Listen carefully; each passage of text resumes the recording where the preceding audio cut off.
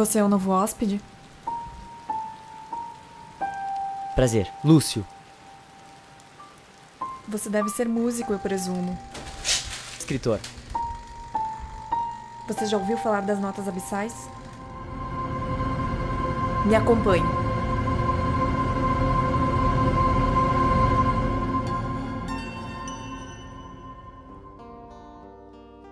Olá, ouvintes! Bem-vindo ao Notas Abissais Cast, o primeiro podcast do filme Notas Abissais, um projeto da proponência de Felipe Bock para o edital Erechim 100 Anos de Cultura, um edital realizado pelo FACE, Fundo de Apoio às Artes e Culturas de Erechim, financiado pelo Governo do Estado e Procultura RS, Secretaria de Cultura, apoiado pelo Conselho de Políticas Culturais de Erechim, da Secretaria de Cultura de Erechim e da Prefeitura Municipal. Eu sou Cassiano Zanella, sou diretor e roteirista do filme e produtor executivo, e hoje eu vou apresentar toda a galera que trabalhou no filme e vou fazer perguntas sobre a produção, que eu sei que vocês estão curiosos para saber como é que foi isso.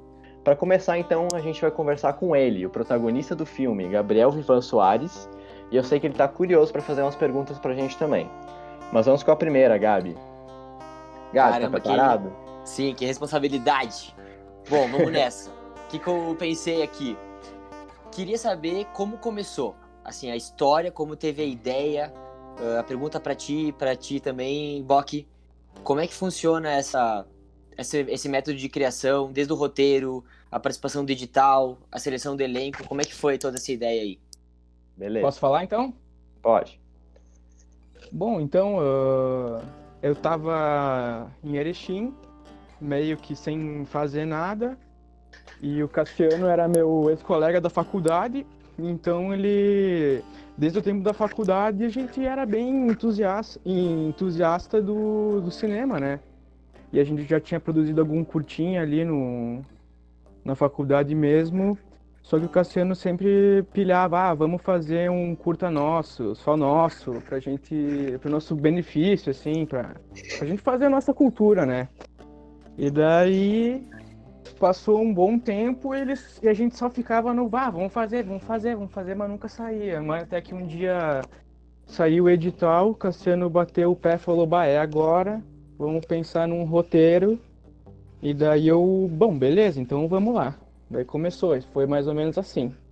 E daí a gente começou a pensar num roteiro, eu me baseei muito nos contos do H.P. Lovecraft, contos de terror e meio ficção científica, mas no caso no curta não tem ficção científica, mas foi mais ou menos por aí, né?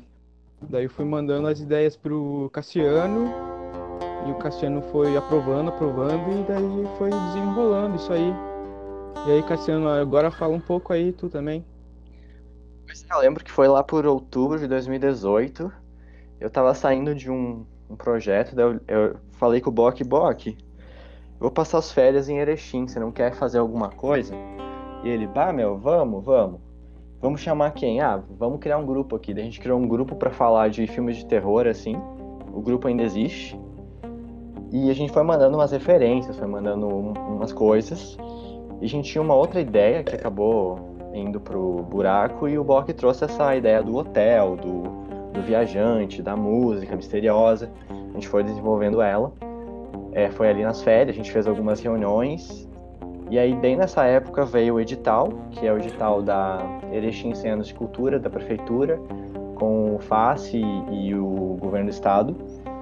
E a gente mandou um projeto, assim, foi em pleno carnaval, a gente ficou fazendo projeto no carnaval e mandou. Daí tava lá o nosso nome na lista e eu disse, nossa, então é agora, né? Vamos ter que fazer isso aí. E aí foi uma correria de ir atrás de elenco, fazer seleção de elenco, ir atrás de locação. A gente conseguiu um hotel que estava abandonado na cidade, que a família do hotel foi muito parceira, deixou a gente entrar. O hotel estava numa condição de Precária. velho, né? Ele não estava sendo utilizado, então a gente entrou, teve que limpar, teve que organizar. Foi uma semana só limpando, tirando a poeira. Muita gente daqui lembra como é que foi. A gente já estava usando máscara naquela época. E depois a gente começou a perceber que ele não tinha energia elétrica, então a gente teve que adaptar várias coisas com luz de bateria, enfim. Mas aí, Gabi, tem uma pergunta pra você também. Diga. Quem é Lúcio Rodrigues? Vixe. Cara, pois então, o Lúcio, ele foi um processo de construção. E, na verdade, eu ainda não entendi bem quem ele é, sabe? Acho que nem a gente sabe quem que a gente é mesmo, né? Mas, então, imagina o personagem. E eu acabei, quando eu fui construir o personagem, quando eu fui pensar no passado dele, na família dele, depois de ler o roteiro e ter um norte, assim, de como ele ia ser, eu comecei a pensar no passado dele, né? De onde é que ele veio, aí como é que foi a trajetória dele até chegar no momento em que ele entra no hotel, que a gente não sabe nada da vida dele, né? E tudo isso que tem que fazer é o ator, na construção do personagem. Então, foi um momento, assim, de uma viagem. Eu me baseei muito no meu primo, porque eu pensei que o perfil do Lúcio, assim, é um cara um pouco analítico, assim, um pouco meio desconfiado de todo mundo, devido a, sei lá, a esses problemas que ele teve desde a infância, sair de casa, digamos, num período ali meio que da adolescência, início da fase adulta, ao ponto de ele poder sair de Erechim, né? Tu tem que criar tudo isso num universo diferente para poder entender o que aquele personagem quer fazer, né? Qual que é o propósito dele? O propósito dele é encontrar a carta, é descobrir as notas, e depois ele tem um outro propósito, e sempre gira em torno disso, né? O Lúcio é um cara maluco. Mas ele é um cara muito gente boa, dá pra se dizer que ele é um cara muito gente boa. Como é que foi, assim, a tua sensação ao terminar de ler o roteiro? Pá, eu fiquei muito pilhado, cara. Eu fiquei muito, muito feliz. Porque quando o Bock, eu soube do teste de elenco através do Bock, né? Que a gente já se conhece há um bom tempo. E aí ele me falou pra eu ir lá fazer o teste. Só que eu tava com muito receio, assim, porque eu tinha meio que abandonado, assim, a atuação. Isso foi há uns 2 anos atrás, assim, que eu comecei a retomar ela na minha vida. E eu pensei assim, puxa, eu tinha feito algumas peças, mas eu não sabia se eu tinha cacife pra chegar no teste e dar o meu melhor, sabe? Ou pelo menos retomar aquilo que eu sabia das aulas de teatro, enfim. E quando eu recebi o roteiro, me deu uma confiança, assim, do tipo... A primeira coisa que o ator tem um presente, assim, é quando o roteiro é bom, sabe? Quando o roteiro é generoso com o personagem. Então, o roteiro foi generoso, sabe? Ele dava momentos de explosão, momentos de calmaria, momentos de reflexão. Então, tu podia aproveitar isso muito bem. E daí, quando eu vi o roteiro, eu pensei, tá, eu vou fazer o teste. Vou dar um bizu lá, como é que é. E quando eu cheguei lá, tava o Jailton, né? O Jeff, famoso concierge do hotel. E a gente já tinha feito uma peça juntos. Então, quando a gente se encontrou lá, a gente combinou de passar o texto, a gente leu o texto, né, que é o trechinho pro teste, a gente leu o texto, e aí a gente fez um e outro. Ele fez o Lúcio, eu fiz o concierge, depois eu fiz o Lúcio e ele fez o concierge. É isso, né? É isso que eu falei. Ué, cada um fez um, cada um fez outro. E aí foi muito massa, cara, porque como a gente já tinha estado no palco junto, cara, foi Rolou a muito química. fácil, sabe? Rolou a química de primeira, sabe? Então, eu quando eu tava de concierge ali, eu ainda me senti um pouco assim, tipo, mas esse, sei lá, não sei se eu consegui pôr um perfil de concierge aqui, de recepcionista de hotel aqui. E aí, quando eu fui o Lúcio, o negócio, assim, brilhou de um jeito que, quando acabou, assim, tanto que vocês comentaram, né? Que, meu Deus, não podemos decidir nada agora, mas então, a gente tá muito feliz. E aí eu fiquei assim, meu Deus, mas então eu também tô muito feliz e tá louco. E aí rolou, né, cara? Foi assim, tipo... Aí eu acabei botando todas as minhas fichas nesse curta, porque quando tu estuda uma arte, quando tu começa a estudar alguma coisa, a única coisa que tu quer é uma oportunidade, né? É uma oportunidade pra tu poder crescer. E o curta foi, assim, a oportunidade que eu olhei assim e falei, eu vou dar o meu melhor, eu vou fazer o que tiver que fazer, eu vou, sei lá, me matar pelo personagem, mas eu vou dar o meu melhor, sabe?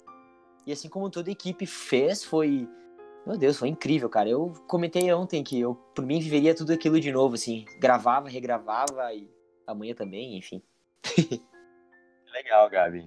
Sabe que esse roteiro, ele teve 9 versões E na primeira versão, o passado do protagonista, o background dele era bem diferente. Era um personagem que estava fugindo, tinha vários mistérios, vários segredos. Ele entrava nesse hotel, o hotel não tinha uma pianista, tinha um pianista. O hotel tinha também uma história toda dele, assim. A gente foi adaptando ele para um personagem um pouco mais à tua cara também, assim. Eu achei no final das contas. E como ator, assim, qual foi as cenas, assim, que te exigiram mais, assim? E qual é aquela que tu tá mais ansioso pra ver na versão final? Ai, cara, particularmente, assim, como Gabriel, a cena que eu tive que confrontar o Jeff, assim. A cena da briga. A cena da briga, cara. Porque, de fato, não foi uma briga, né? Porque não teve soco, assim, não teve, tipo, meu Deus, vô. Mas, tipo, cara, eu não sou um cara que briga, sabe? Eu não sou um cara que ergue a palavra pra poder, sei lá, ganhar uma discussão. E o Lúcio né, meu? O Lúcio é um cara assim. E eu queria saber se eu conseguia atingir a expectativa que é de, tipo... Porque tu percebe uma curva do personagem que ele tá cansado de ficar ali naquele hotel e não ter respostas porque ele tá procurando e naquela confusão de sentimentos... E tu percebe nessa curva que ele tem que explodir.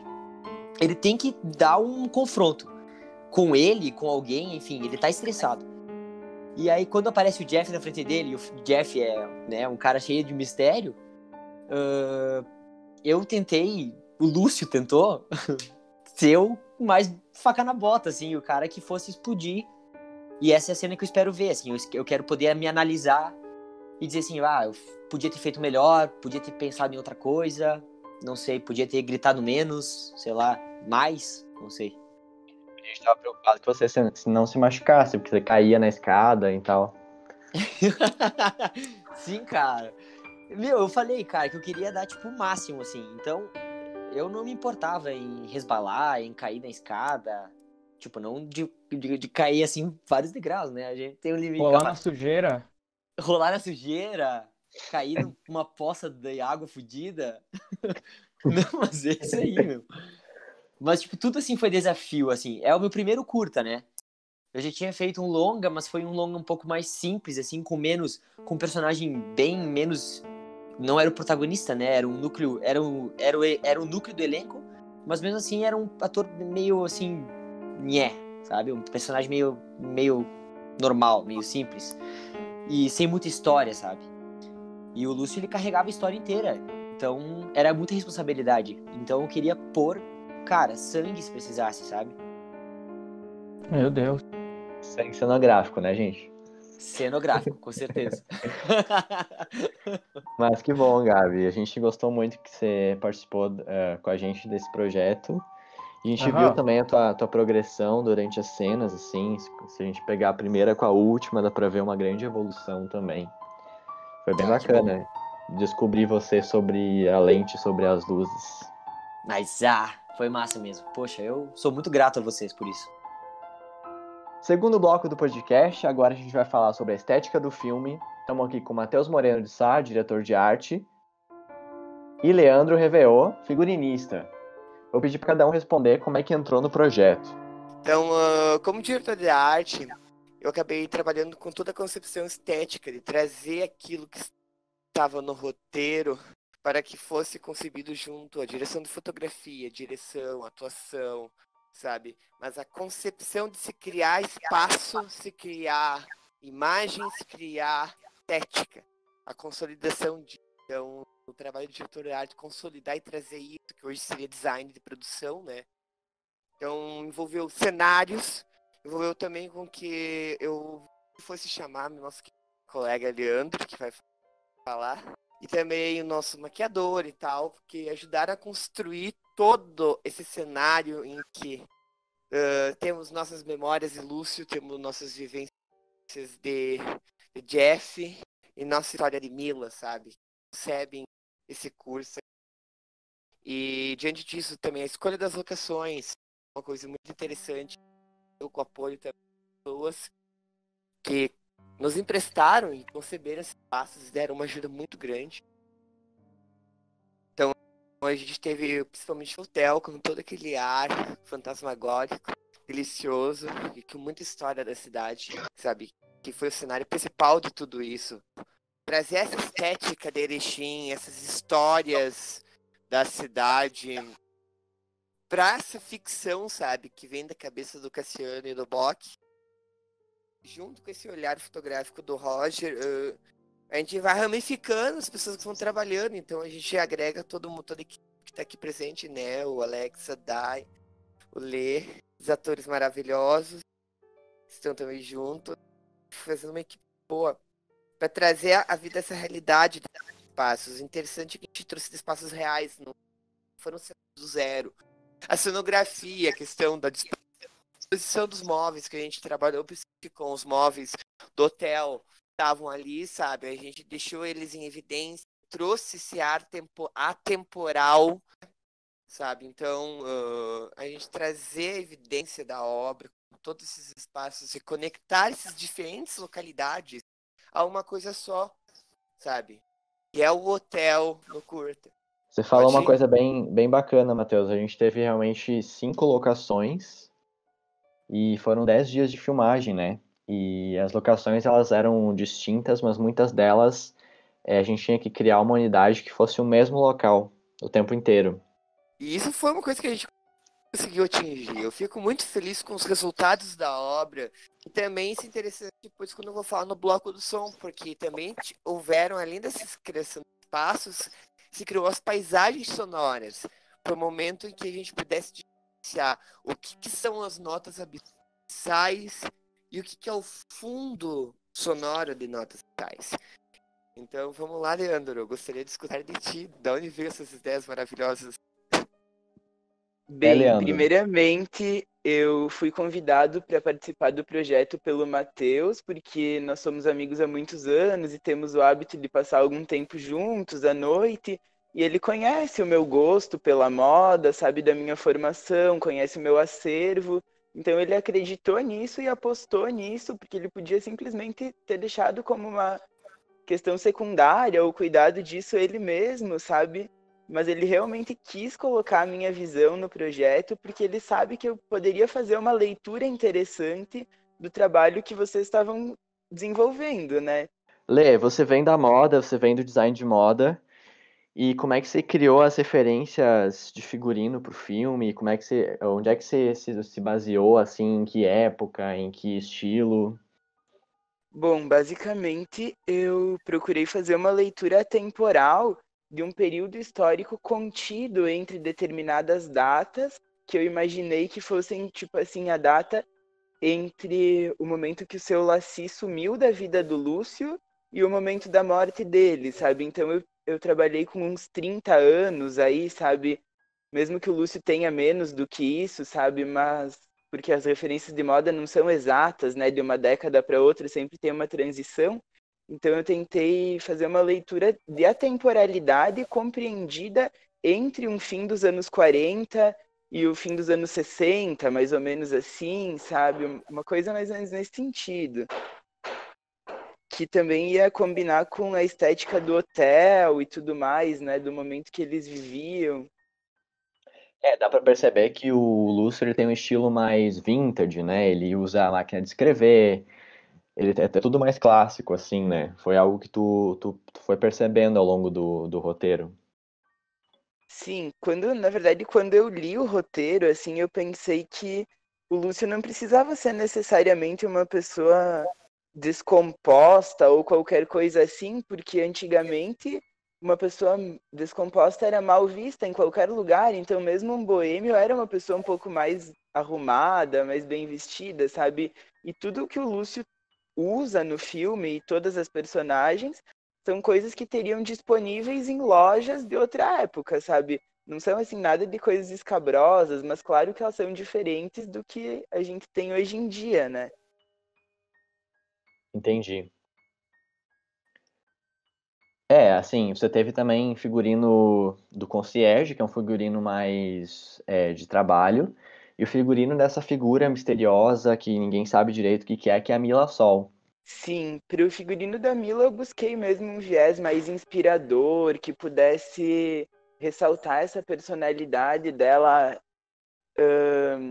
diferenciada, assim, na verdade, né? Tipo, que pudesse ressaltar os nuances de uma personalidade de uma artista perdida num time-lapse, assim, sabe? Perdida num Nexus Vorte, numa coisa temporal, escondida, assim, sabe? Eu acho que se eu tivesse tanto tempo sozinho num lugar assim, eu gostaria de estar sempre bonito, sabe? Entendi. É como realmente se ela tivesse perdido num tempo e espaço, né? Pelo menos foi a compreensão que eu tive, né? Quando eu li o roteiro e fui me baseando, né? Mas eu acredito que o filme conseguiu realmente passar isso. A gente acompanhou as fotos estilos da Dai, que estão no nosso Instagram, dá pra ver que foi feito um trabalho realmente de pesquisa, de concepção visual bem bacana, né? Parabéns ali pra você, Lei, e pro Matheus, que conceberam essa unidade estética que o filme teve. Sim, essa unidade estética, na verdade, é muito baseada nas vivências que eu tive com o Matheus, e eu acredito que isso tenha sido um dos motores para ele me colocar no projeto, porque realmente a gente passa muito tempo junto durante as noites, fora da quarentena, claro, e a gente observa muitos nuances do tempo nas coisas, sabe? Essa poeira do tempo chama muito a nossa atenção no nosso tempo vago, sabe? E eu adorei poder fazer uma leitura e expressar isso, sabe? Que é de Erechim, que são coisas que a gente vê e sente em Erechim, num trabalho visual, né? Na concepção de um figurino. Ah, isso é Exatamente. ótimo. Aliás, para complementar o que o Leandro diz, eu acho que a gente conseguiu trazer muito bem essas evidências. Muitas pessoas que viram o teaser e o trailer vieram me falar que, não parece. Talvez a gente esteja mostrando outros olhares, outras poeiras desse tempo, um outro tempo, coisas que estão ali, que são parte dessa identidade. Junto a isso também, eu acho que o hotel ele tem muito esse ar da mesma época porque ele é um hotel de 1947, assim, de um proto-modernista no Brasil da região de Erechim, quando estavam construindo Art Deco, começando a construir uma arquitetura mais modernista. Daí, então, por exemplo, vocês têm uma parte externa e dentro umas coisas, por exemplo, que nem o que hoje seria a laca, a fórmica, sabe? A madeira. Móveis eram, sabe, os pernas em sabe? Todos esses elementos que estavam no hotel, que fizeram parte do quarto, sabe? A cama, sua cabeceira, relógio, ventilador, todos esses elementos, os ladrilhos, sabe? Os cobogós, as pastilhas. E também trazer também elementos do hotel, como também o próprio corredor, as escadarias. E o legal, Matheus, é que assim, Erechim tem muita história e o local que a gente estava filmando era um hotel antigo, que passou muita gente pelo local já. A gente encontrava várias referências de hóspedes antigos, então tudo isso também ajudou a compor essa textura, né, da direção de arte. Eu vou falar então agora com o bloco da fotografia. Terceiro bloco do Notas Cast, a gente está aqui com a super equipe de fotografia do filme, Roger Covatti, Daiane Rigo e Alexander Zanchetti. Cada um se apresenta, conta um pouquinho como é que foi o convite para participar do filme. Oi, gente, eu sou o Roger. Sei lá, eu fiz a parte da fotografia, montagem também, depois, e cor também. Enfim, mas na real, como foi um projeto bem orgânico, a gente acabou participando meio que de várias formas, né? Mas a maneira como eu entrei no projeto foi... Bom, primeiro de tudo, eu já conheci o Cassiano e o Bock de anos, assim. Acho que eu conheci o Cassiano, a gente fez inglês junto. Então a gente já era amigo, assim. O Bock também conhecia da época de escola, ensino médio e tal. E acho que a gente já sabia que todo mundo tinha meio que esse lado, tipo, de curtir filmes, audiovisuais, enfim. E até por conhecer há muito tempo, eu sabia o que cada um faz, né? Então, enfim. E daí, tipo, não sei, tava de bom dia e daí, não lembro quem que foi, se foi o Cássio ou se foi o Bock, mas a gente chamou, tipo, pra dar um rolê, trocar uma ideia, daí largou essa de que estavam pensando em uns roteiros e tal, e estavam pensando em produzir algo, e daí, tipo, nossa, demais. E aí meio que começou, assim, isso foi, tipo, não sei em que momento que foi de vocês, porque vocês devem ter começado antes, né, essas ideias, Mas aí tinham vários roteiros e no início acho que era só mais uma ideia, tipo, meu, vamos produzir alguma coisa, tá ligado? Tipo, como todo mundo tinha esse movimento no audiovisual, no geral, enfim. Foi uma ideia bem. Tipo, a gente precisa colocar o nosso trabalho em alguma coisa, né? Tipo, vamos se juntar, porque juntos a gente tem mais força. Então vamos criar um produto coletivo que consiga expressar um pouquinho de nós. Eu acho que meio que era isso internamente, né? E aí foi. Dai, você é fotógrafa, você é artista visual, você estava no set desde a preparação, quando a gente ainda estava discutindo, também veio nas reuniões, participou da faxina do hotel. Me explica também como é que é conceber o tom de uma obra e como que através da foto a gente constrói um sentido, uma narrativa. Vamos lá. Eu acho que eu vou puxar um pouquinho do que o Matheus tinha comentado sobre construir algo coletivamente. Para mim, a fotografia ela acaba sendo muito... Essa questão do making off, do still, ela acaba sendo muito o resultado toda aquela construção da narrativa que já vem do roteiro, da estética que o diretor de arte usa ali, monta, do pessoal, do figurino, enfim. Dessa narrativa na fotografia, da minha experiência com a fotografia still, que foi algo bem, bem diferente assim, do que eu vinha desenvolvendo profissionalmente, que a fotografia still ela acaba captando a cena como ela está se decorrendo. Que, no caso do curta, muitas vezes por questões técnicas, eu acabava repetindo a cena, eu acabava pedindo para repetir a cena justamente para captar na fotografia. Porque, assim, a narrativa ela já está muito ligada, como comentei, a todo o roteiro, né? Então a gente vai captando isso na fotografia. Mas o mais bacana é que o pessoal da fotografia, da direção da fotografia, da filmagem, vai captar de um ângulo. Tem já um desenho disso. E o making off, para mim, ele é muito de adaptação. Como que eu posso adaptar o meu olhar? Eu posso reinventar essa imagem por um ângulo diferente, que continue sendo a mesma cena, que tenha a mesma essência do filme, mas não seja necessariamente exatamente o ângulo que a câmera está captando. Eu acho isso muito... Eu gostei muito dessa experiência e acho muito legal, e muito mais do que um making off, é essa estética do still, que eu percebo que também permite eu poder criar uma imagem, que ela não é só minha, mas naquela questão de ângulo e tal, eu posso assinar ela também, entende? Eu acho isso muito, muito, muito bacana, assim, eu achei. E como é que você vê essa diferença da foto still, né? Uma foto que é estática, com a fotografia de um plano onde existe uma mise-en-scène, uma movimentação de personagens, de ângulo, de movimento de câmera? Para mim, é que eu vestiu ser uma fotografia que realmente ela não vai ser uma fotografia com movimento, eu vejo que ela tem uma maior liberdade, principalmente nessa questão de ângulos, né, de estar captando de todo e qualquer ângulo, até por uma questão assim, talvez de iluminação, que na filmagem a iluminação ela acaba sendo muito mais... Que na fotografia também não seja essencial, mas eu vejo que na fotografia a gente consegue se adaptar melhor. Na filmagem já é um pouco mais... A filmagem depende de outros fatores, né, ao mesmo tempo, né? Isso. A fotografia é aquela questão, é uma imagem estática, o que tem de som, ruído, ou um movimento que não deu muito certo antes ou depois, isso não vai interferir na imagem que vai ficar estática, sabe?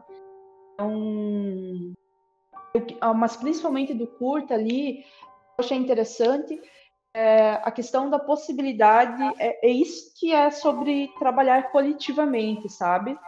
Tipo, eu não estou só ali fazendo o still, making off, por trás das câmeras, o pessoal filmando e tal, mas eu também pude ter a minha participação em, tipo, vocês já filmaram esse e tal? Sim. Ah, então vamos repetir essa cena para mim, a foto exatamente dessa cena também.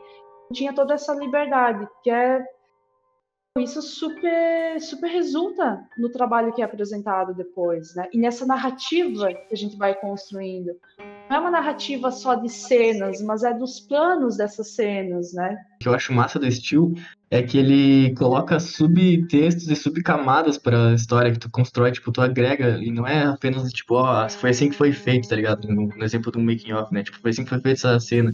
Mas, tipo, a Steel tu consegue captar outras coisas, outras nuances que botam mais camadas pra aquela mesma obra, e eu acho isso muito massa, porque, tipo, num negócio, uma foto estilo, o subtexto é um negócio que a pessoa, as brisas que tu tira olhando para aquilo são subjetivas, ao contrário do tipo do movimento onde tu assiste o que aconteceu exatamente. Claro que tu tem reflexões a partir disso também, né? Mas tipo, a estilo te dá mais essa liberdade de tu criar a história e complementar a história que já é o enredo, toda a atmosfera que já existe, né, meu? Eu acho isso muito massa. Tô brisando aqui. Mas a fotografia tem muito disso, né? Aham. O vídeo tem algo de muito especial que é o movimento e o som. Então, se você coloca só uma imagem estática sem som, a mesma imagem, uma imagem estática sem som, você vai sentir determinada sensação, determinada emoção.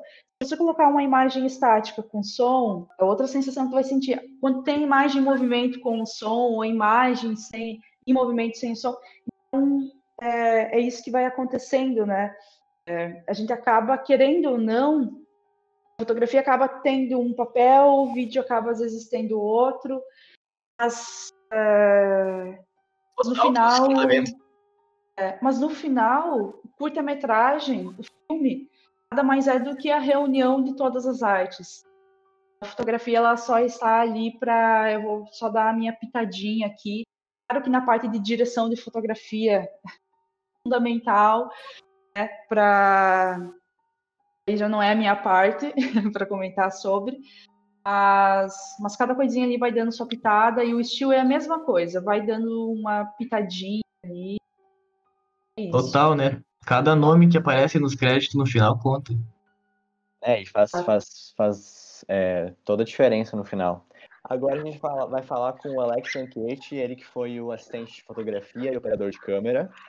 E você, Alex, que estava na linha de frente da filmagem, de um set complexo como esse, que teve chuva, teve noturna, teve fumaça, teve externa, como é que foi as surpresas, os desafios que tu teve que encontrar e quais foram as cenas mais complexas para você fazer?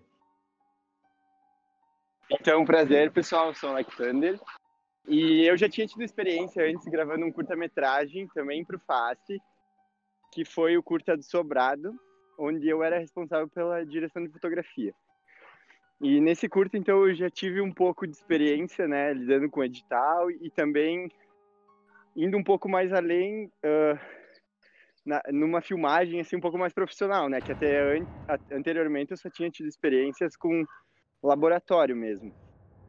Aí, com essa nova oportunidade, então, de trabalhar com o pessoal do Notas Abissais,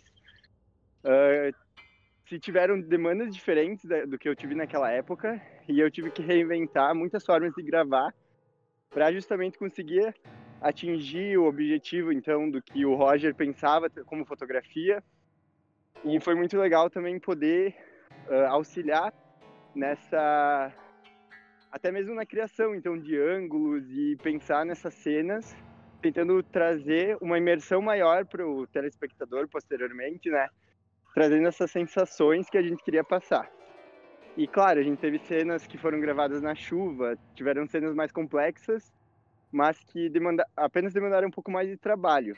Só que, no final das contas, a gente conseguiu atingir o resultado que a gente queria e, realmente, as coisas que mais geraram dificuldade, eu acho que foram as que deram um melhor resultado, porque a gente conseguiu repetir quantas vezes era necessário e sempre tentar o melhor, sabe? Para que toda a gravação tivesse seguisse a mesma linha, né? sem destoar então do restante. Legal, a gente lembra que você estava participando, você estava fazendo de tudo naquela época, você tinha TCC, várias coisas, mas que bom, você mandou muito bem. E realmente teve coisas ali bem complicadas que a gente nunca tinha feito antes, a gente foi testando, experimentando.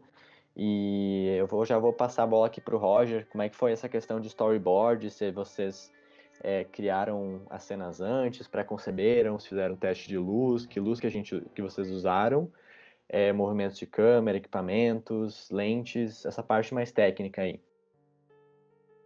Nossa, meu, então, foi muito doido, na real, pensar nos planos do filme, principalmente porque, tipo, como eu tava longe, como eu moro em Curitiba, que é muito longe, tipo, essa parte, quando a gente começou, tipo, depois que o projeto foi aprovado e tudo mais, assim, blá, blá, a gente já não tava mais, tipo, tendo contato diariamente, ou quando quisesse, assim, ao vivo, né, que é muito mais fácil de se trabalhar qualquer coisa.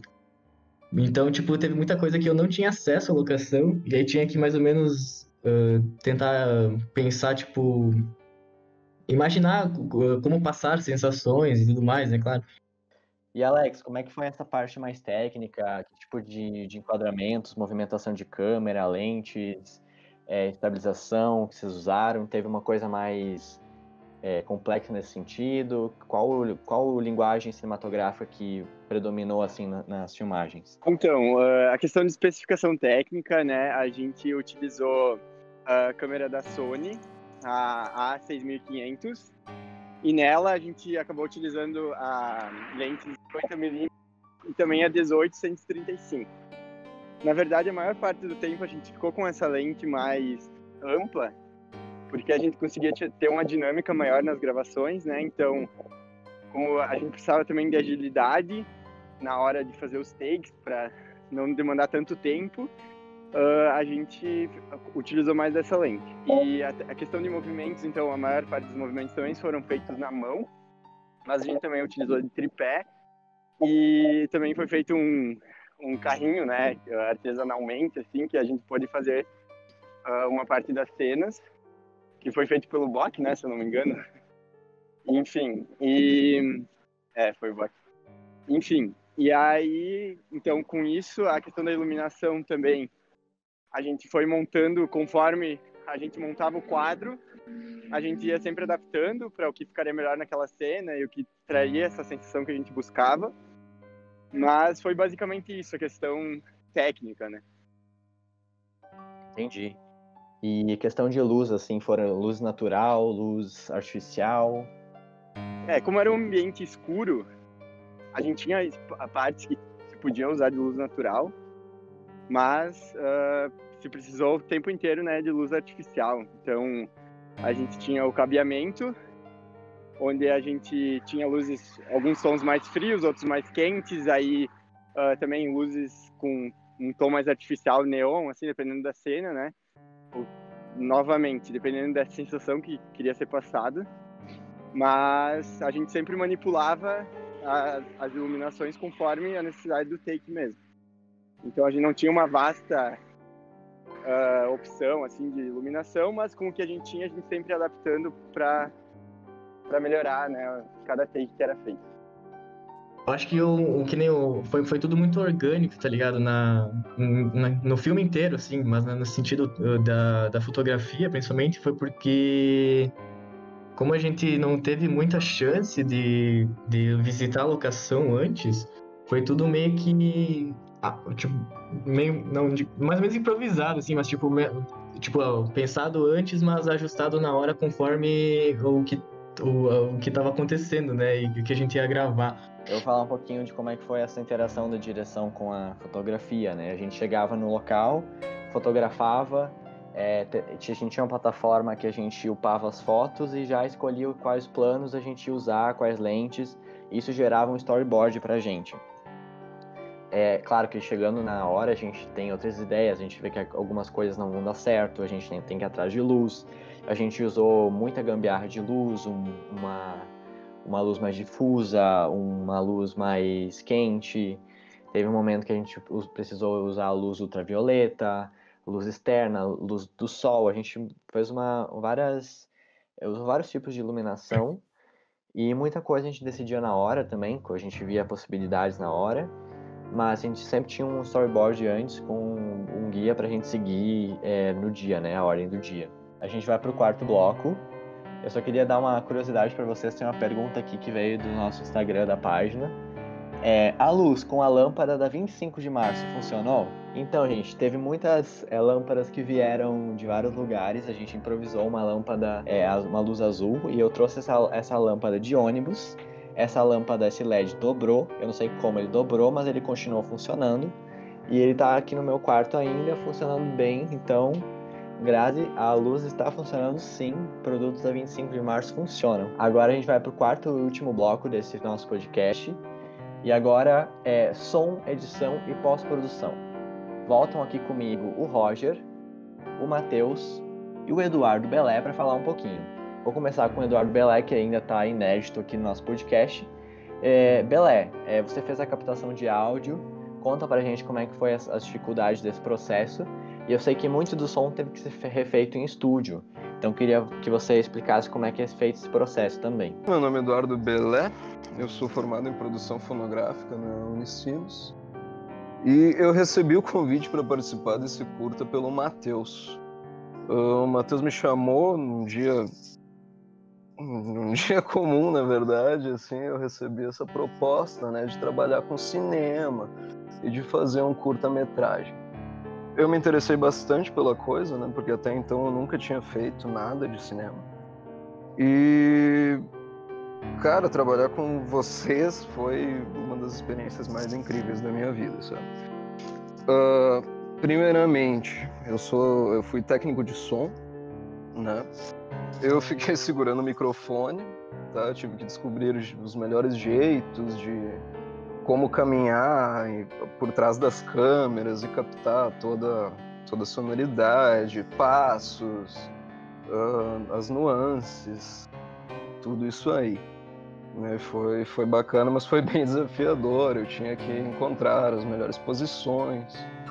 E aquele microfone também foi tudo meio na gambiarra, né? Porque não tinha um pedestal próprio. Tive que usar um pedestal de microfone de palco. Então se tornou um pouco pesado também, mas foi bacana, assim. O que aconteceu para a gente ter que regravar bastante coisa foi que a gente não tinha lapela para todos os atores e o microfone que foi utilizado, ele captava muito ruído externo. E como a gente gravou no centro da cidade, passava carro direto, o barulho das motos passou a me irritar muito depois desse filme, sabe? Porque aparecia em tudo, sabe? Em tudo aparecia esses ruídos externos, o que foi bem desafiador. E aí a gente começou a fazer uma pós-produção, dublar todos os atores, né, para poder inserir isso aí tudo. E o resultado final, na verdade, foi bem satisfatório, assim, eu fiquei muito feliz com o resultado. Legal, Belé. E também é um processo que se chama de Foley, né, que é você no estúdio criar com outros objetos sons de determinados sons que você precisa no momento. Sim, então o trabalho de Foley, eu fiz uma pesquisa rápida, né, assisti muitos vídeos sobre, quando tu me falou que a gente ia precisar fazer isso, eu assisti vários vídeos e a gente se meteu, né, vamos fazer Foley.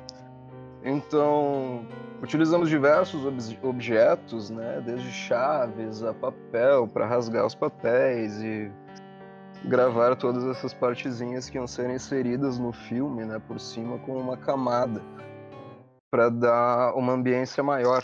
Sim, né, a questão das texturas de áudio que vão compondo uma cena, né, as pessoas acham que tudo que tu escuta na tela é captado na hora, mas não, tem muito trabalho de som posterior que as pessoas não percebem, e se elas não percebem, significa que o trabalho foi bem feito. É isso aí, cara. Na verdade, a pós-produção foi o mais importante para a questão sonora.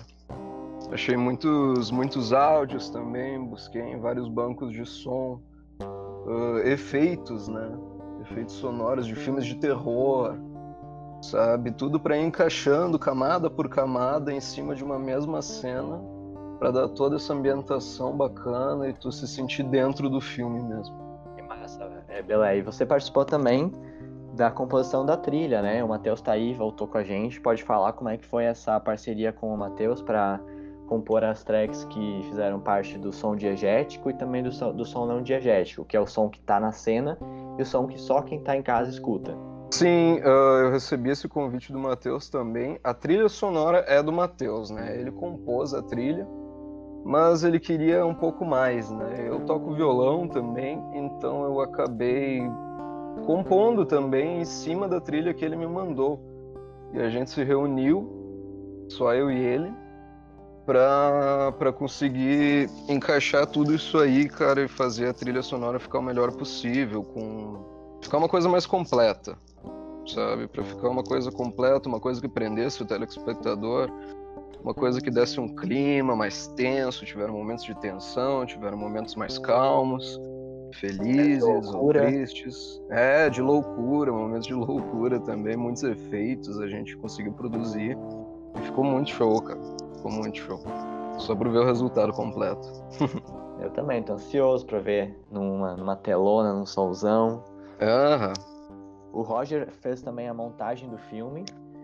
Explica pra gente o que é edição, o que é montagem, o que é correção de cor, qual o teu trabalho nesse filme, quanto tempo você tá levando e o que tu tá ali mais de dificuldade, o quanto que ele já se transformou desde do material bruto até agora. Então, montagem, edição é basicamente tu sincronizar aquilo que foi captado de vídeo e de áudio, né? Tipo, é o que dá o ritmo para a história, né? Tudo que aparece, os cortes que são feitos e em que ponto, em que segundo, em que milésimo tu frame, no caso, né? Em que frame tu vai cortar o tal vídeo para encaixar no próximo vídeo que vai criar uma sequência para criar uma cena, e tudo isso, todas essas escolhas de cortes fazem diferença no tom para contar a história, né, de fato. Então, esse foi o rolê. O início do processo foi um negocinho bem que é chatinho, porém faz total diferença, que foi fazer uma planilha que por falta de equipe nas gravações não foi feita de catalogar, fazer a logagem, né, de todos os clipes e tudo que foi gravado, que foi muito arquivo, muitos gigas de arquivos de vídeo e de áudio para cada take e tudo mais. Então foi feito essa planilha para eu me encontrar na parte da montagem, né, para saber, quero tal cena, então é esse vídeo aqui, número 2, 3, 4, com esse áudio aqui, 5, 6, entendeu? Para facilitar o workflow. E aí foi indo, tipo, cara, eu não sei dizer quanto tempo levou ou tá levando, porque foi diluído em muitos dias, né? Então eu não consigo pensar assim, nossa, fiquei tantas horas por dia, mas tipo, é um trabalho de meses, né? Tipo, eu acho que as gravações foram feitas no final do ano, então todo esse processo de pós, não só a montagem, né? Mas tudo que envolve a pós leva muito tempo. Eu acho que é a parte mais demorada, assim, sempre, com certeza, que é a montagem, a trilha e todos os etc. que vai muito além de só... Porque eu acho que, às vezes, quem não tem esse pensamento, eu acho que pode parecer que é muito fácil, né? Tipo, tu vai lá, grava uma cena, dá ação, pá, fez um negócio, corta e parece que magicamente o filme vai aparecer na tela do cinema, né? Um tempo depois. Mas, tipo, nossa, vai muito... Tem muitos processos aí no meio. Por isso que é massa tu ver todos os profissionais envolvidos e cada dedinho conta, enfim, para tudo se encaixar no final, né? Da cor, assim, como é que a cor se relaciona com a direção de fotografia? A cor é o que dá complementa o tom do que é visto, né? Porque, tipo, como a gente sabe que, tipo, por exemplo, a teoria das cores, não sei o que lá, tu vai no McDonald's, por exemplo, tudo vermelho e tal, te passa a sensação de dar uma fome, esse tipo de coisa. Tipo, então, o visual vai te dar Bom, a gente sabe que as cores nos causam sensações diferentes, baseadas no estudo, né, que elas têm, mesmo sem a gente perceber subliminarmente. Por exemplo, o rolê do McDonald's lanchonetes em geral, assim, usar bastante a cor vermelha para causar uma certa fome e tudo mais. Todos esses etc. E cores mais frias nos causam sensações mais frias também.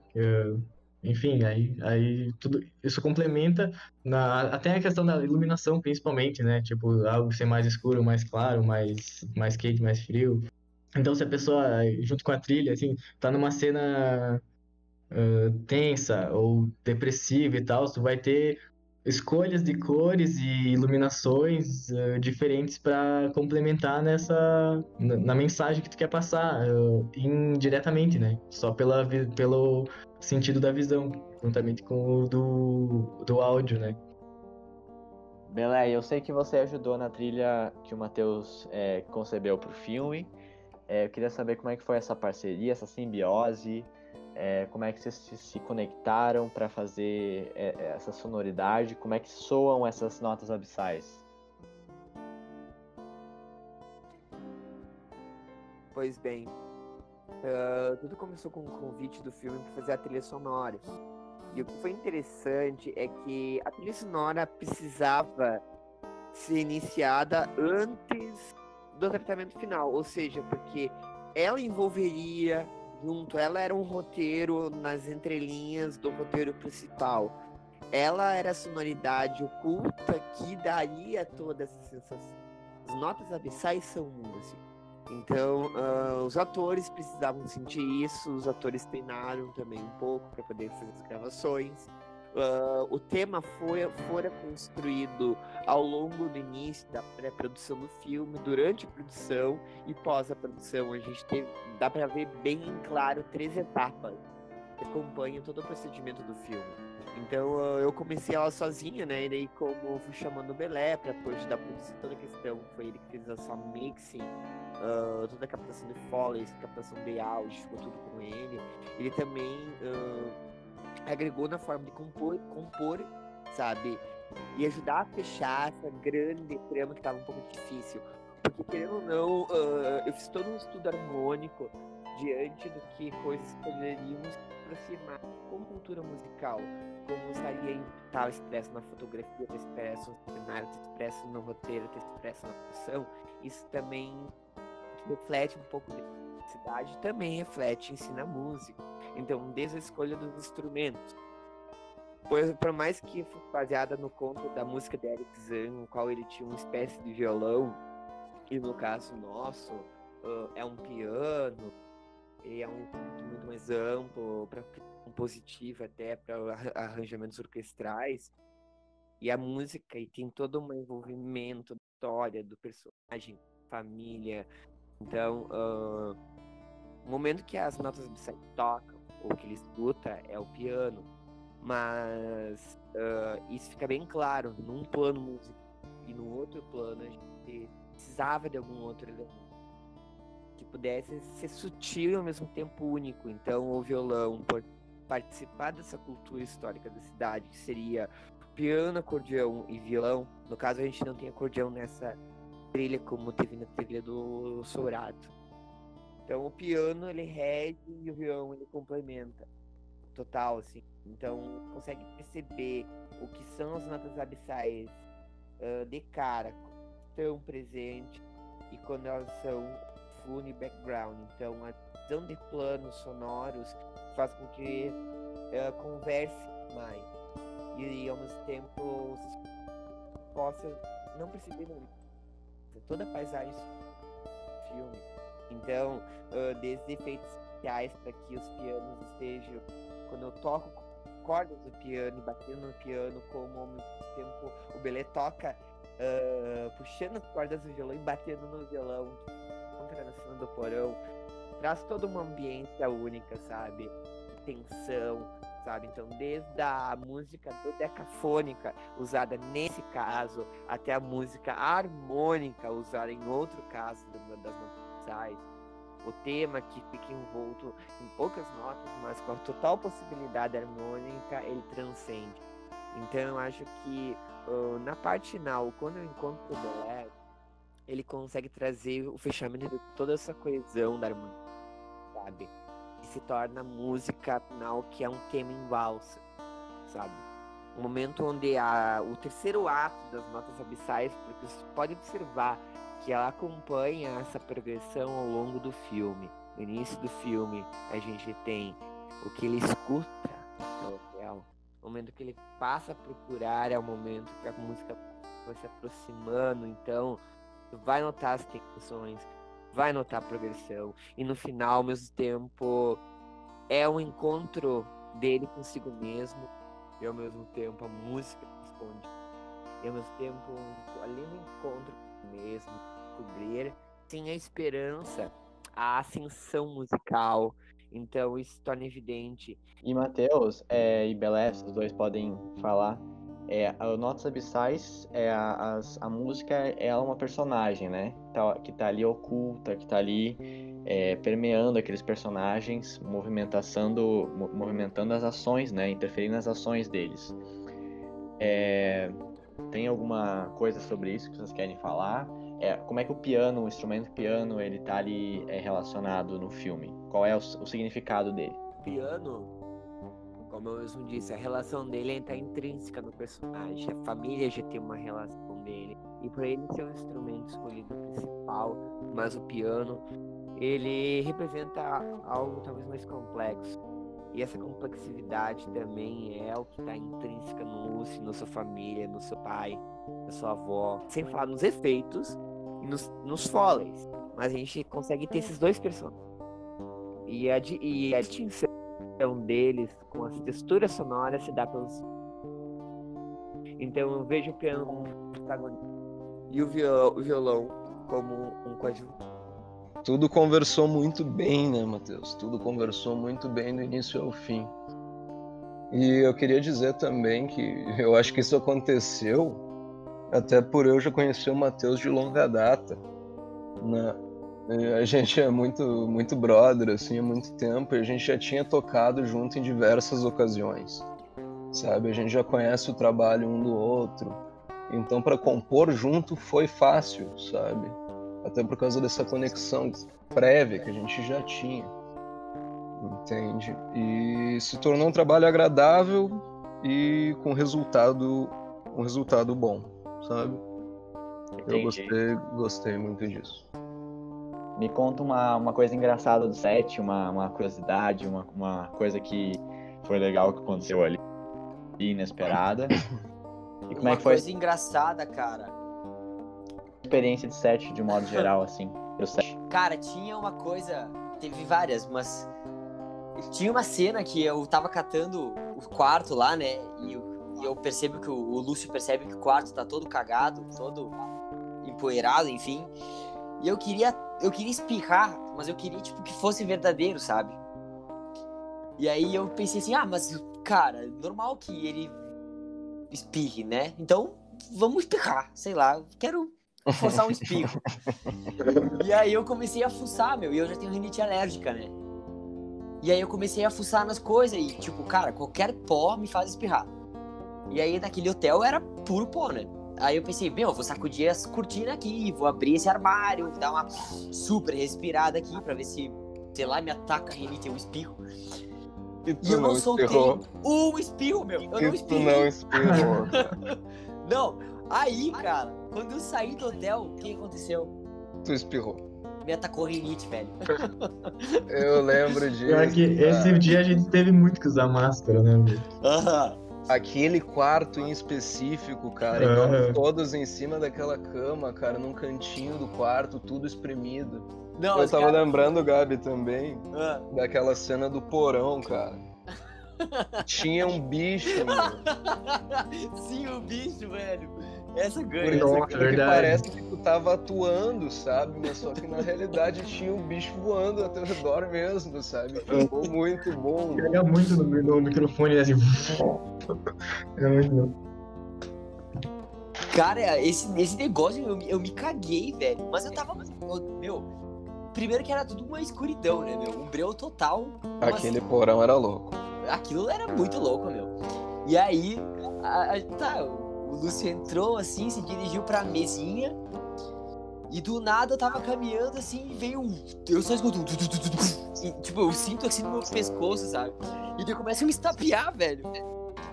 E aí eu pensei assim, ó, eu vou continuar, não vou perder a pose, né? Aí eu, me arrumei assim, arrumei a gola da camisa e fiquei pensando, meu Deus do céu, cara, e se isso voltar, velho, e se me matar depois? Aí depois eu só falei, aí eu falei pro Belé, né, meu, tu viu o besouro? Aí ele, sim, tu tem que escutar o áudio dele, meu, e eu, meu Deus, era um helicóptero. Vocês estavam sentindo uma atmosfera meio assustadora no hotel, assim, ou era uma vibe massa, assim, tranquila? Cara, no início tinha uma vibe assustadora, cara.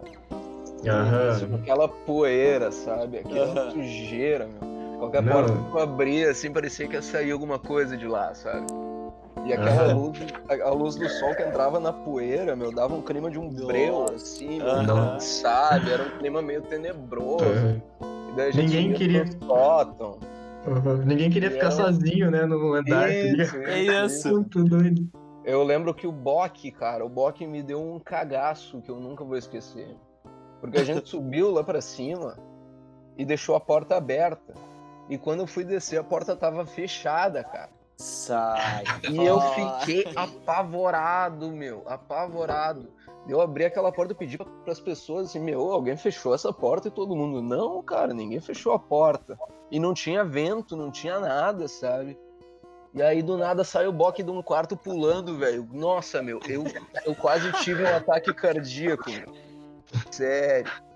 Mas depois, assim, com o decorrer da filmagem e tal, aquele lugar começou a se tornar agradável, sim. Olha, eu morria de medo e eu era o último a sair, eu tinha que levar as coisas pra casa e não ficava ninguém, todo mundo ficava Quando embora. ficava de noite, mano. De noite, escuro, sem luz, sozinho. É tenso, velho, tenso. Quando era de dia, meu, era 100% legal, assim, pô, entrava um sol maneiro. Mas chegava de noite, assim, que tu tinha que caminhar no escurão com a lanterna do celular e tal. Descia correndo. Tu botava a lanterna pra dentro dos quartos, assim, tipo, meu, será que tem alguém aqui? Cara, o figurino ficava no segundo andar, né? E só tinha luz do hall, da entrada do hotel, né? E aí, cara, eu teve uma hora que acabou, assim, a gravação e eu tinha que me trocar.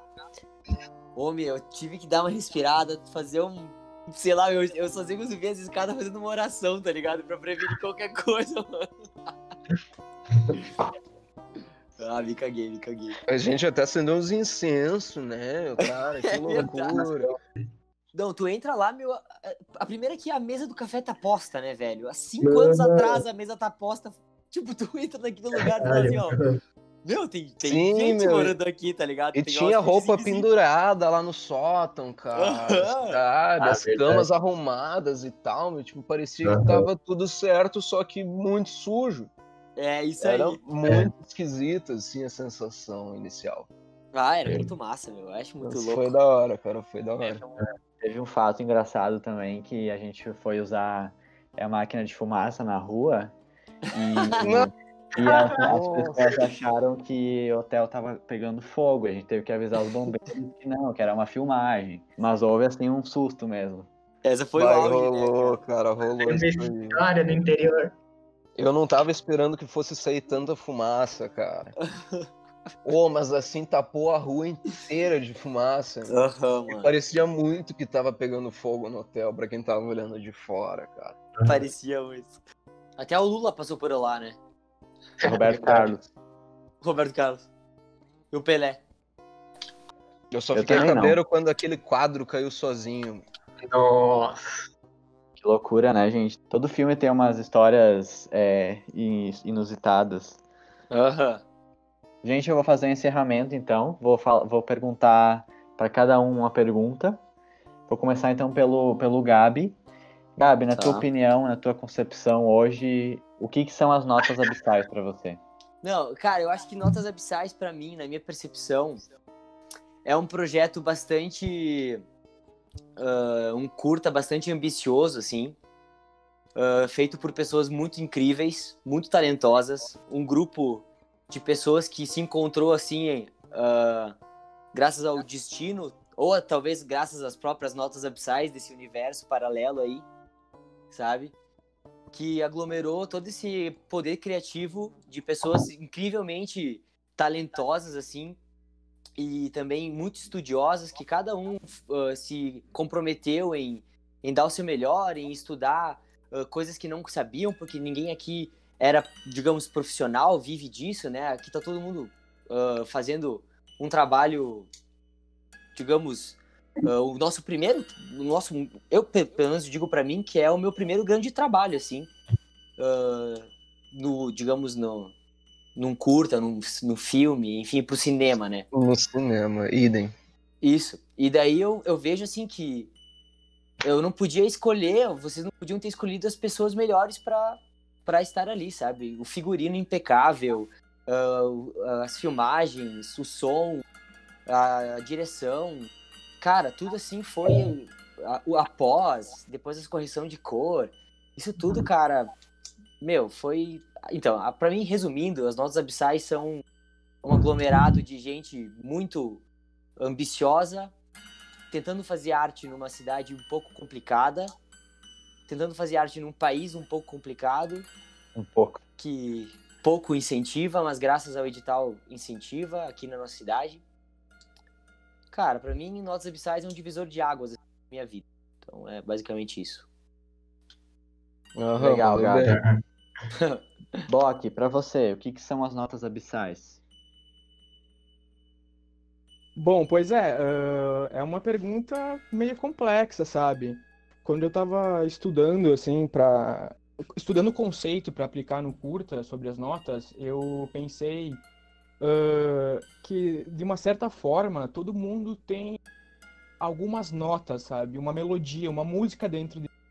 E se a gente não escutar ela nunca vai ser tocada, ela nunca vai sair, sabe? As pessoas não vão ouvir ela. E então eu acho que, tipo, nesse curto a gente pode muito bem encaixar esse fato de, no caso, a arte, a pessoa faz a arte, ela coloca isso pra fora como se ela estivesse tocando a música dela, expressando isso, esse sentimento pra todo mundo, assim, pra quem quiser ouvir e quem quiser ver.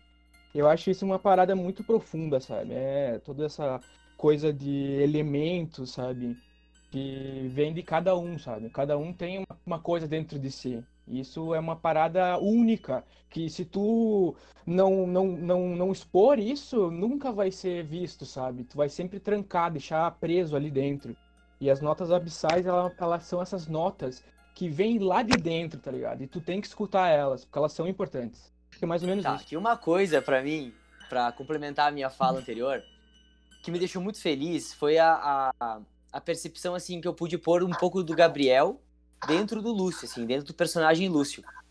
Porque depois que vocês assistirem o filme, vocês vão entender, depois que vocês assistirem o curta, vocês vão entender que ele fica com uma missão que eu, como Gabriel, acredito ser a minha missão, sabe? De carregar energia através da música, de carregar coisas através do poder da música e da conexão que a música pode fazer. Então, o Lúcio acabou tendo essa missão também, graças às notas, e é uma missão que eu levo pra minha vida. Então, é uma coisa que me deixou muito feliz, assim, muito realizado pessoalmente, algo que me fez amar ainda mais o personagem, sabe? Era isso aí. Coisa boa. Bacana, Gabi. Roger, pra você. Eu acho que, como é uma pergunta ambígua, mas ela faz muito sentido ser sobreposta, assim, sabe? Tipo, acho que as notas, se tu pensar no rolê do filme, assim, é como o Leandro também falou, um negócio parecido que eu achei bem o que eu sinto, tá ligado? Que é, tipo, eu vejo que as notas são meio que um chamado pra unidade, tá ligado? Tipo, onde aquele chamado que tu sente dentro do teu coração, assim, dentro de ti, pra te encontrar a tua função, tá ligado? Num rolê, um rolê composto por outras pessoas com os seus respectivos chamados pra criar algo unificado. E foi muito o que aconteceu no projeto do curta, tá ligado? E acho que todo mundo acabou batendo nessa tecla, que é algo muito pertinente, né? Que é cada pessoinha tendo o seu jeito e a sua arte, a sua expressão, o seu tudo, complementando e formando um negócio único que só poderia ter sido feito por essas pessoas, porque é assim que funcionam as coisas, entendeu?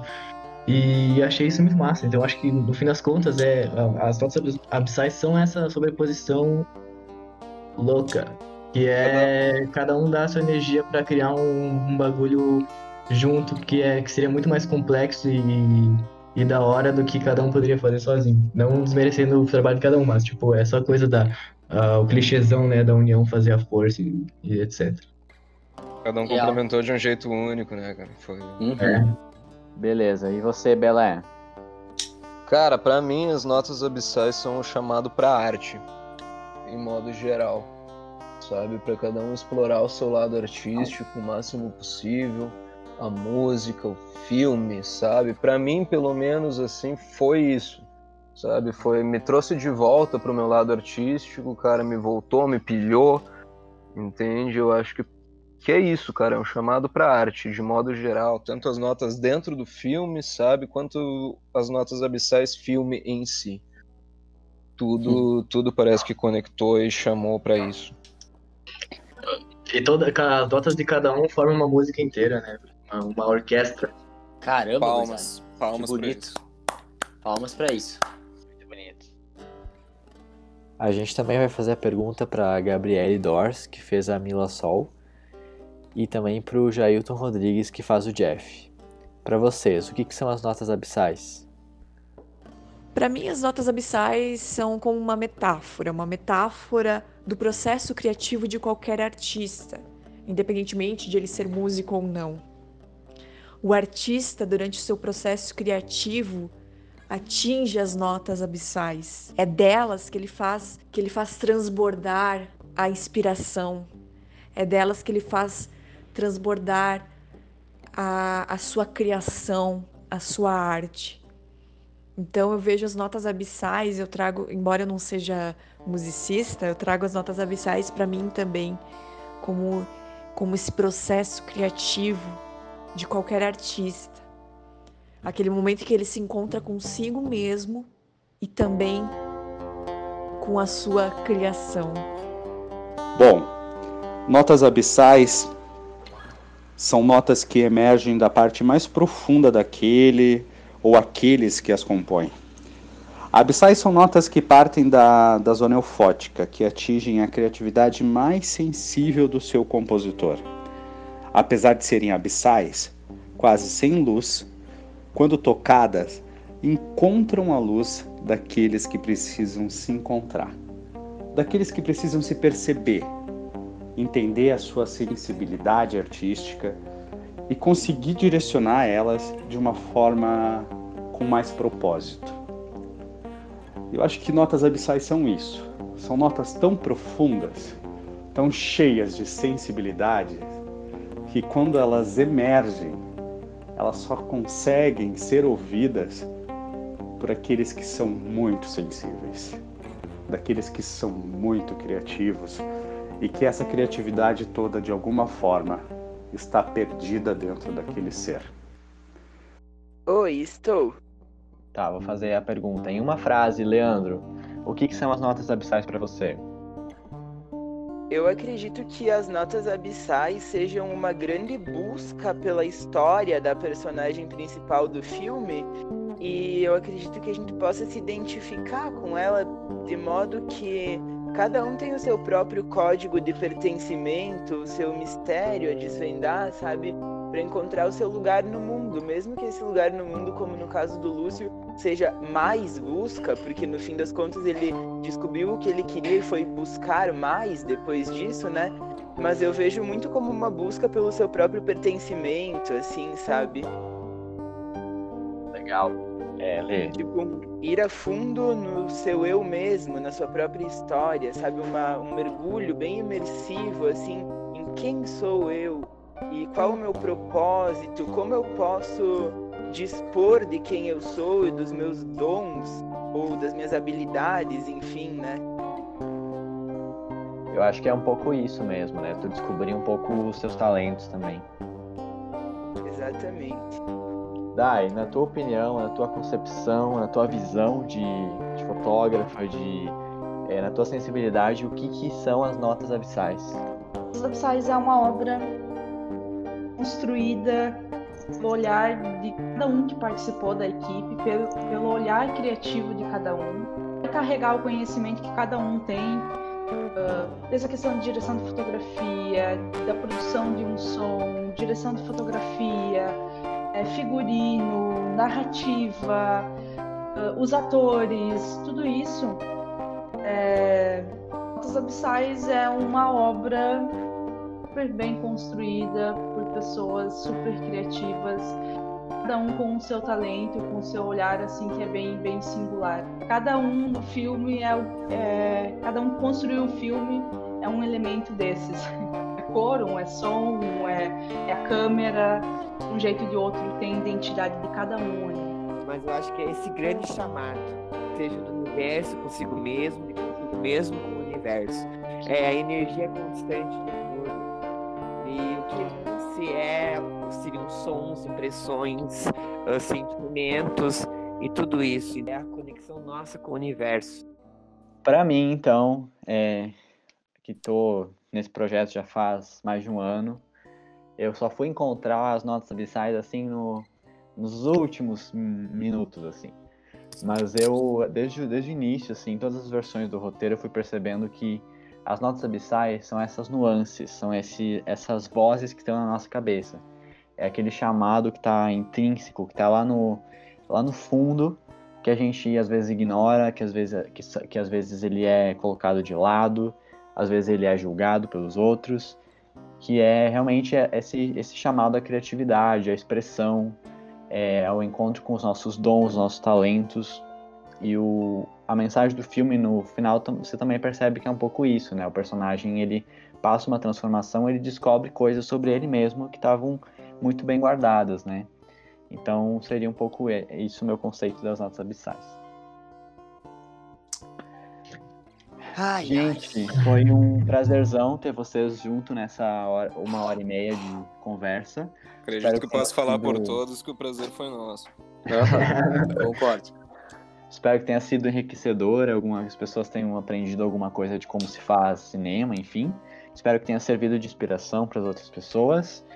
E a gente se vê na estreia. Eu gostaria de agradecer também as pessoas que não estão aqui na live, que foi a Gabi Chilo, que fez a Mila, o Jailton, que fez o Jeff, o Conrado, que fez o Laci, e o Lindomar, que é nosso maquiador, que também não pôde participar. Um beijo para eles. Vocês vão ver todo o trabalho de todo mundo na tela. Uma salva de palmas aí pra esse curta aqui, ó.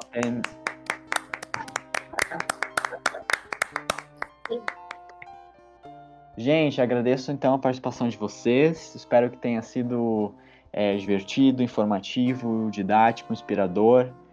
Que vocês consigam ter uma noção de como se faz cinema, que sirva de inspiração nesses tempos de pandemia, de isolamento, de coisas cinzas, nubladas. E espero vocês na estreia. Quero agradecer também as pessoas que não puderam participar da live. A Gabi Chilo, que faz a Mila, o Jailton, que faz o Jeff, o Conrado, que fez o Laci, nosso maquiador Lindomar, todas as pessoas que participaram da produção, que apoiaram, que emprestaram coisas, que ajudaram, que deram conselho, consultoria, assistência, muito obrigado. Termina agora o primeiro podcast e um abraço a todos.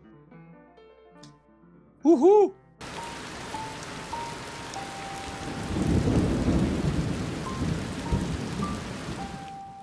Você é o novo hóspede? Prazer, Lúcio. Você deve ser músico, eu presumo. Escritor. Você já ouviu falar das notas abissais? Me acompanhe.